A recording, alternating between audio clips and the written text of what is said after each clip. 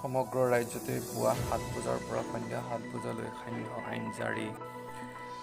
সমগ্ৰ ৰাজ্যতে সন্ধিয়া 7 বজাৰ পৰা পুৱা 7 বজালৈ সান্ধ্য আইন জাৰি। পূৰ্বতে কিছু শিথিল কৰি নিশা 9 বজাৰ পৰা পুৱা 5 বজালৈ সান্ধ্য আইন জাৰি কৰা হৈছিল। ইতিমধ্যে সান্ধ্য আইন কঠোৰভাৱে পালন কৰিবলৈ প্ৰশাসনক নিৰ্দেশ ৰাজ্য চৰকাৰৰ। কিন্তু ক্ৰমান্বয়ে বৃদ্ধি পোৱা কৰোনাৰ আক্ৰান্তই পুনৰ লকডাউন পৰ্যায়লৈ লৈ গ'ল ৰাজ্যখনক।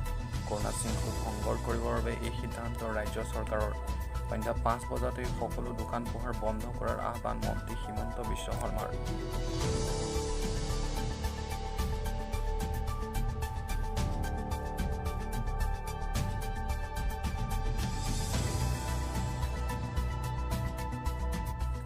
লকডাউন শিথিল হোৱাৰ পাছতে একাংশ লোকে কোনো ধৰণৰ সামাজিক দূৰত্বকে ধৰি মাস্ক নিপিন্ধাকৈ ঘূৰি ফুৰিছিল।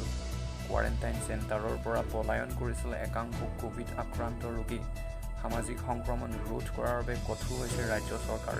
সকলোকে লকডাউন ঘৰতে আবদ্ধ কৰি ৰাখিবলৈ আহ্বান জনালে মন্ত্ৰীগৰাকীয়ে।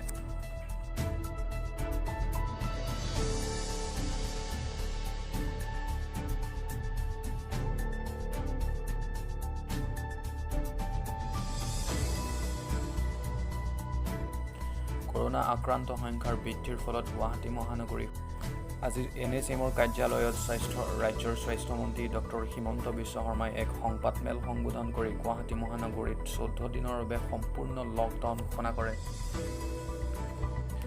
লগতে আজি সন্ধিয়াৰে পৰা বলবৎ হোৱাকৈ সমগ্ৰ ৰাজ্যত প্ৰতিদিনাই সন্ধিয়া 7 বজাৰ পৰা পুৱা 7 বজালৈ সান্ধ্য আইন বলবৎ কৰাৰ কথা ঘোষণা কৰে ৰাজ্যৰ স্বাস্থ্যমন্ত্ৰী ডক্টৰ হিমন্ত বিশ্ব শৰ্মাই। ইপিনে সপ্তাহৰ প্ৰতি শনিবাৰ আৰু দেওবাৰে ৰাজ্যত সাপ্তাহিক লকডাউন নামেৰে এক লকডাউন প্ৰযোজ্য হ'ব।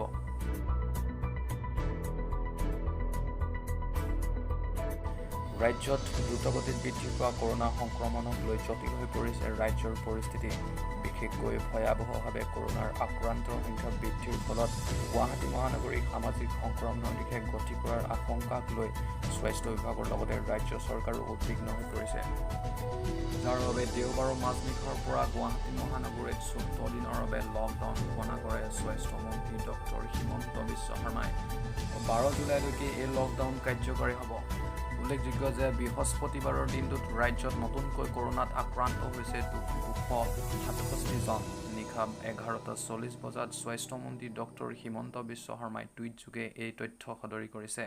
বৃহস্পতিবাৰে নতুনকৈ আক্ৰান্ত হোৱা 267 গৰাকীক ধৰি এই সংখ্যাৰে মুঠ আক্ৰান্ত সংখ্যা হৈছেগৈ 6,644 গৰাকী।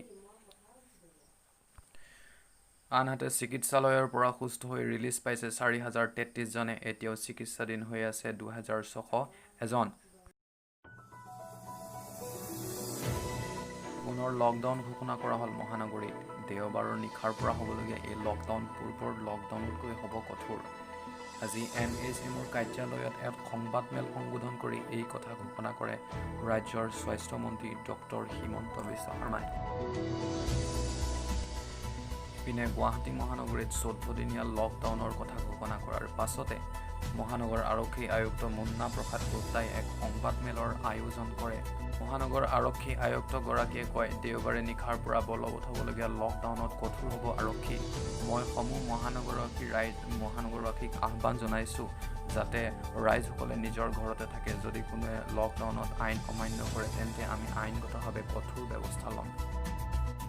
আনহাতে যিসকল ব্যৱসায়ীয়ে লকডাউনৰ এই 14 দিনত আইন বিৰোধীভাৱে দোকান পোহাৰ খুলিব তেওঁলোকক গ্ৰেপ্তাৰ কৰাৰ লগতে দোকানৰ অনুজ্ঞাপত্ৰ বাতিল কৰা হ'ব বুলি জনায় মহানগৰ আৰক্ষী আয়ুক্ত মুন্না প্ৰসাদ গুপ্তাই।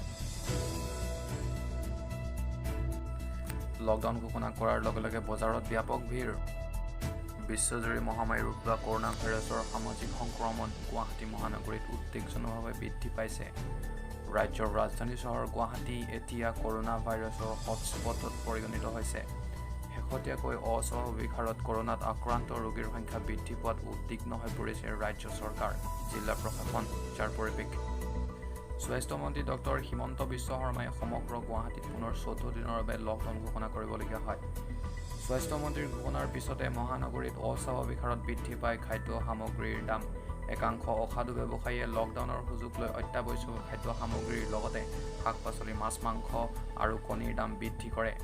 দেওবাৰৰ মাজনিশাৰ পৰা পুনৰ লকডাউন ঘোষণা কৰাত মহানগৰীৰ বজাৰত প্ৰয়োজনীয় অত্যাৱশ্যকীয় সামগ্ৰী ক্ৰয় কৰাৰ বাবেও গ্ৰাহকে ভিৰ কৰে। কোভিড-19 সংক্ৰমণ ৰোধৰ বাবে জাৰি কৰা নীতি নিৰ্দেশনা উলংঘা কৰি আজি বজাৰে বজাৰে ভিৰ কৰে মহানগৰবাসীয়ে। অসাধু ব্যৱসায়ীয়ে 20-25 টকীয়া আলু 30-35-40 টকা, 30 টকীয়া পিঁয়াজ 40 টকা, 140 টকাৰ কণী প্লেট 190-200 টকাত বিক্ৰী কৰে। কোভিড-19 প্ৰতিৰোধৰ ক্ষেত্ৰত ল'ব লগা সাৱধানতা অৱলম্বন নকৰি বজাৰে বজাৰে গ্ৰাহকে ভিৰ কৰে। মাস্ক পৰিধান নকৰি সামাজিক দূৰত্ব বজাই নাৰাখি গ্ৰাহকে বজাৰত ভিৰ কৰাৰ পৰিপ্ৰেক্ষিতত কালি মহানগৰ জিলা প্ৰশাসনে সামাজিক সংক্ৰমণ ৰোধৰ বাবে পেট্ৰলৰ সাপ্তাহিক বজাৰ বন্ধ কৰাৰ সিদ্ধান্ত লয়।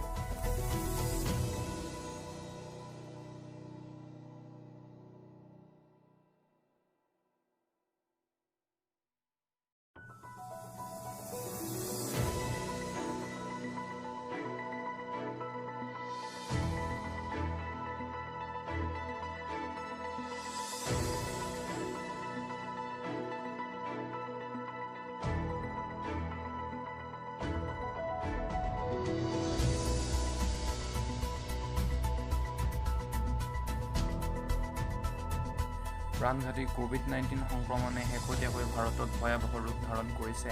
দেশখনত কালিৰ দিনটোত নতুনকৈ সংক্ৰমিত হৈছে অভিলেখ সংখ্যক 17,296 গৰাকী লোক। ইফালে দেশখনত সংক্ৰমিত লোকৰ সংখ্যা 5 লাখ অতিক্ৰম কৰিছে। কেন্দ্ৰীয় স্বাস্থ্য আৰু পৰিয়াল কল্যাণ মন্ত্ৰালয়ৰ তথ্য অনুসৰি দেশখনত 2,85,637 গৰাকী লোক সুস্থ হৈ উঠিছে। তাৰ বিপৰীতে মৃত্যু হোৱাৰ লোকৰ সংখ্যা বৃদ্ধি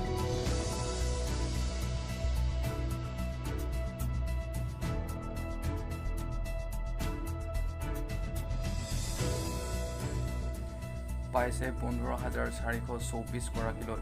মাত্ৰ কিছুদিন পূৰ্বে কোভিড-19 সংক্ৰমণৰ হাৰ হ্ৰাস পাব বুলি স্বাস্থ্য মন্ত্ৰালয়ে ধাৰণা কৰিছিল যদিও ৰাজধানী নতুন দিল্লীকে ধৰি বিভিন্ন স্থানত কোভিড সংক্ৰমিত লোকৰ সংখ্যা অভাৱনীয়ভাৱে বৃদ্ধি পাইছে।